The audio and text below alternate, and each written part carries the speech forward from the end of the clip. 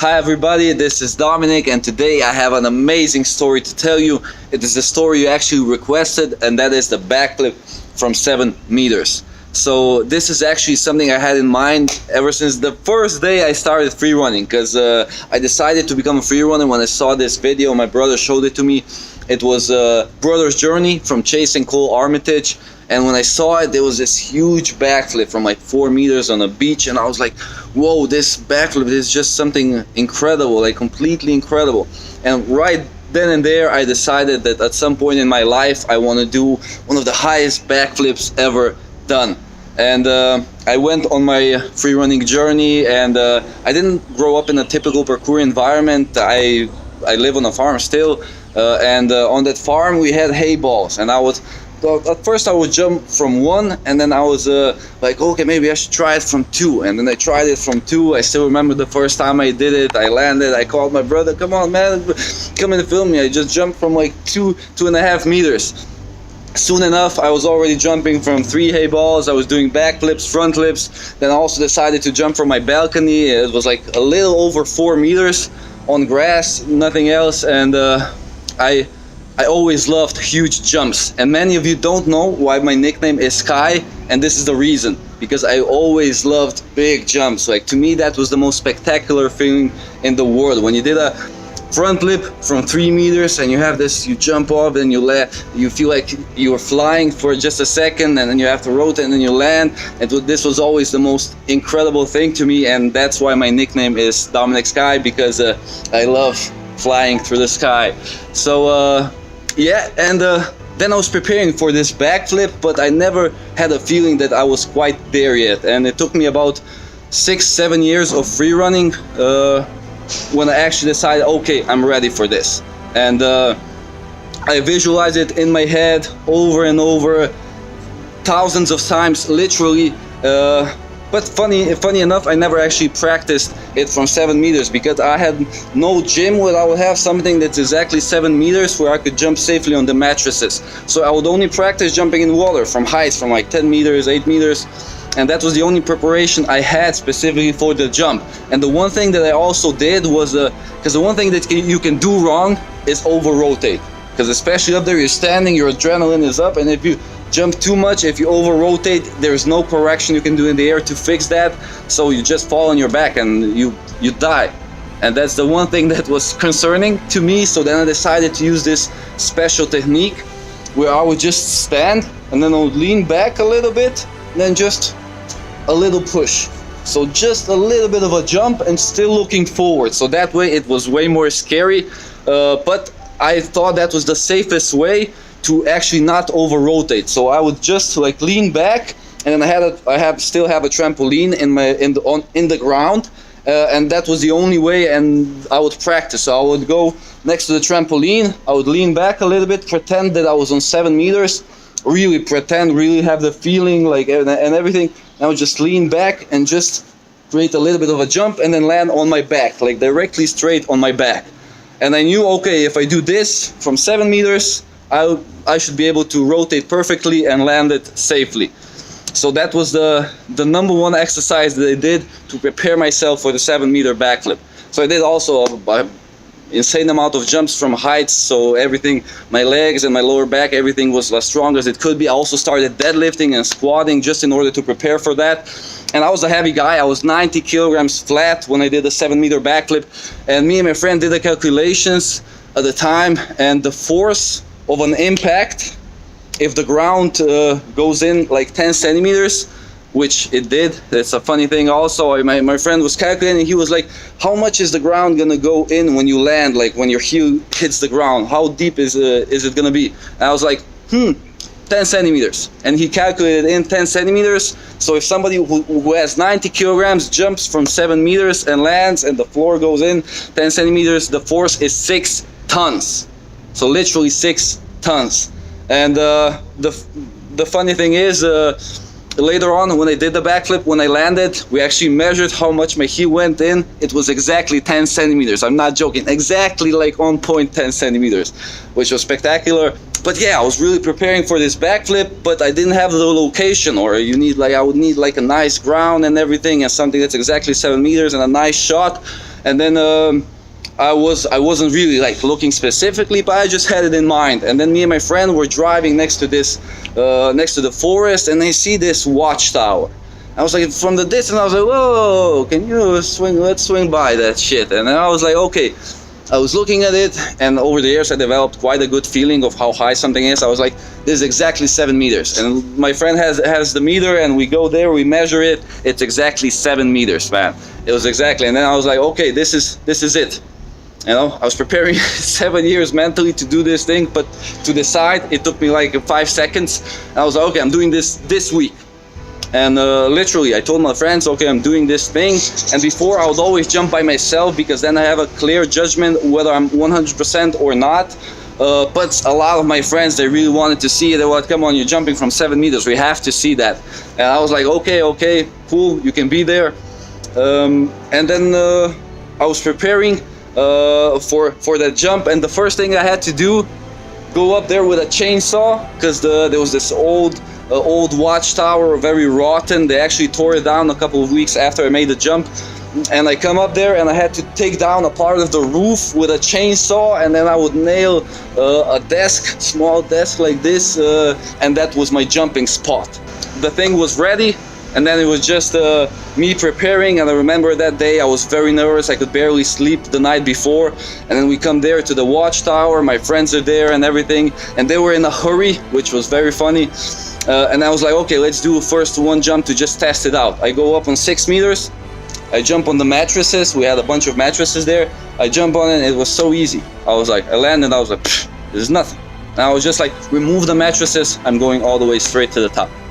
So I never had a test jump from 7 meters. I just went straight to the solid ground. Good decision, even though it might not seem like it, but the first jump is always, I think it's always the best. And that's why I wanted the first jump from 7 meters to be on solid ground. And I went up there, and the whole thing was moving a little bit and everything. I see my friends down there. So it was kind of under pressure, but I actually felt good. It was ridiculously high though, you know. And then I'm like preparing, I put on some nice music. At first I wanted music to hype me up, but then I saw I'm too hyped up, man. I'm just too jacked. And then I was like, no, that's not a good idea. Let's put on a soundtrack that makes me laugh and makes me enjoy myself. And then I put on this funny soundtrack, and I was up there dancing a little bit. It felt fantastic, and I was like, okay, yeah, this is a better thing to do. And then the last thing I remember was I saw my friend, and I saw something in his eyes. Like, I saw, shit, man, I can do this.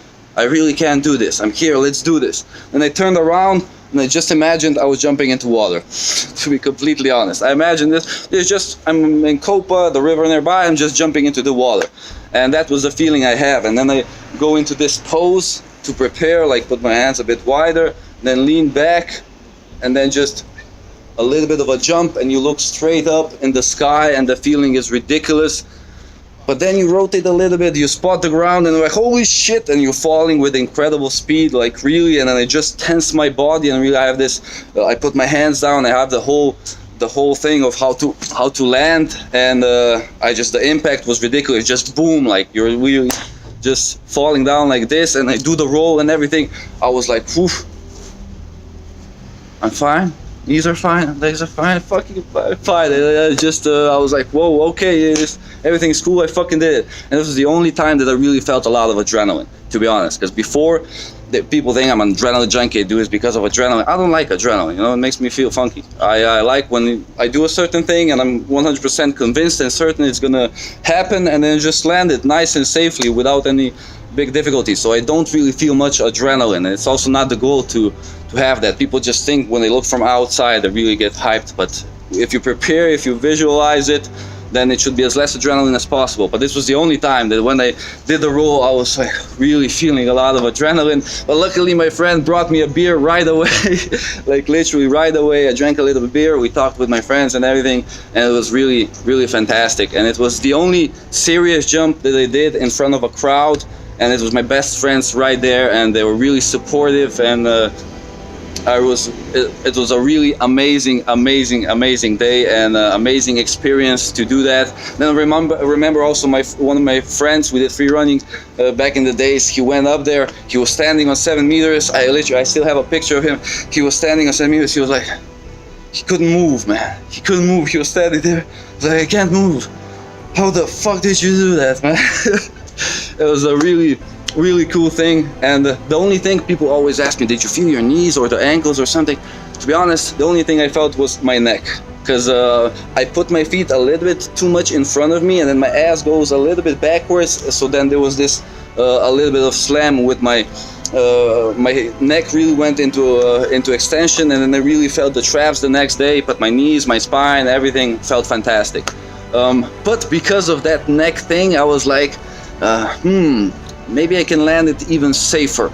And then I actually decided to prove to myself that I can do this as safe as possible, and I wanted to do it again with an actual roll and then also doing a backflip to really make it look easy.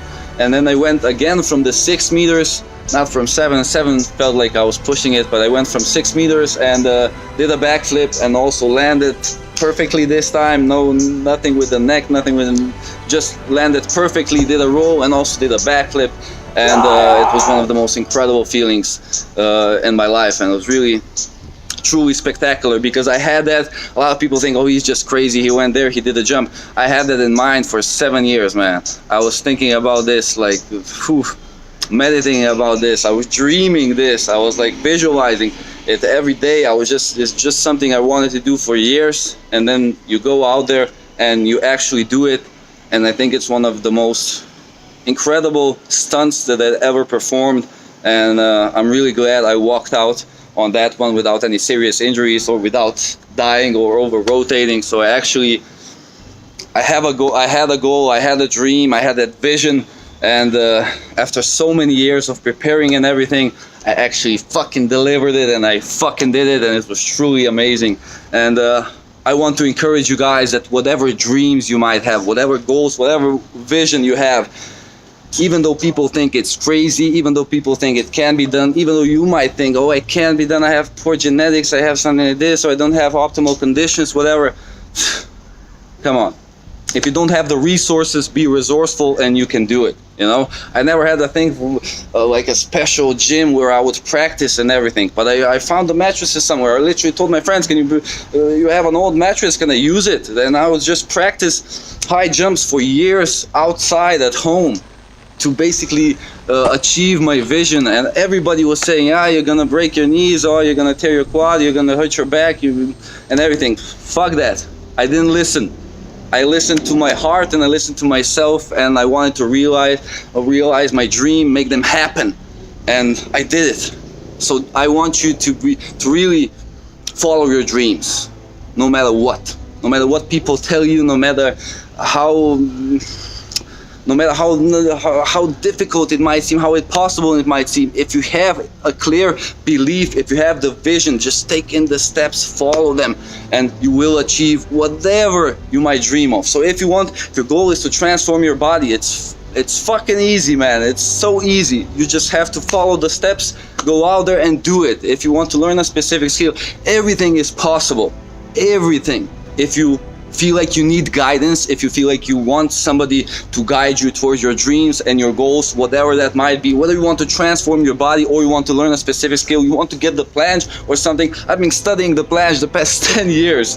So if you want to achieve something great, if you want to become the best version of yourselves, then please write me an email at support@dominicsky.net. I've created these amazing mentorship programs, simply the best mentorship out there if you want to achieve your dreams and your goals and your vision. And I take my time out of my schedule to help you achieve your dreams.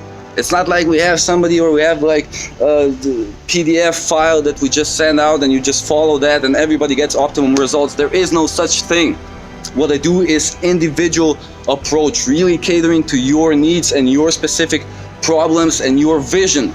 So if you have a vision, if there's something you want to achieve in your life that might seem too difficult, you don't know the way, then please write me an email at support@dominicsky.net. Do it right now, and feel free to write as many pages as you want. I will go through everything. Me and my team are on it. This is what we do, and we want to help you guys to really achieve greatness in your life. There's so many people writing in, and I just feel blessed that we get so many responses of people wanting to change their life. and I can help you how to do that. I'm willing to do that. I'm willing to take the time out of my schedule to help you guys achieve your goals and your dreams. So please write an email at support@dominicsky.net and write, yes, I'm interested in knowing more about these amazing mentorship programs, and me and my team will get back to you. Thank you so much for your time. Peace.